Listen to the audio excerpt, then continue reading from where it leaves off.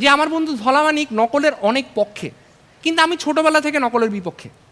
কিন্তু ক্লাস আগাইছে, পরীক্ষা একটু কঠিন হয়েছে, শেষ পর্যন্ত না পারতে আমি আমার বন্ধু ধলামানিককে বলেই ফেললাম যে দোস্ত, সমাজবিজ্ঞানে তো নকল করাই লাগবে।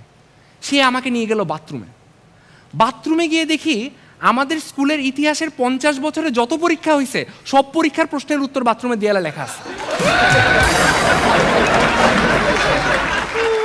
আমার বন্ধু ধলামানিক বলল যে ওই যে উপরে একটা সাদা জায়গা আছে, ওখানে আমরা নকল লিখবো, নকলটা দেখে আমরা খাতায় লিখে ফেলব।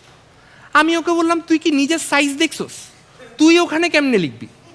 সে বলল আমি লিখবো না, তুই লিখবি। আমি বললাম কেমনে? বললো দাঁড়া। এই বলে সে কমোডের উপর দাঁড়াইছে। তারপর বললো আমার কাঁধে ওঠ। আমি ওর কাঁধে উঠছি, কাঁধে উঠে দেয়ালের মধ্যে নকল লিখতেছি।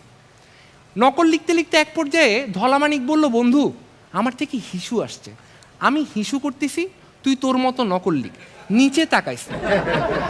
আমি আমার মতো নকল লিখতেছি, লিখতে লিখতে এক পর্যায়ে বললাম বন্ধু আমার তো লেখা শেষ, আমারে নামা।